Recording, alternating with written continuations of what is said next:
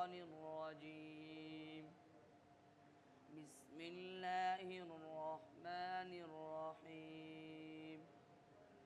الخبيثات للخبيثين والخبيثون للخبيثات والطيبات للطيبين والطيبون للطيبات أولئك مبرؤون مما يقولون لهم مغفرة ورزق كريم.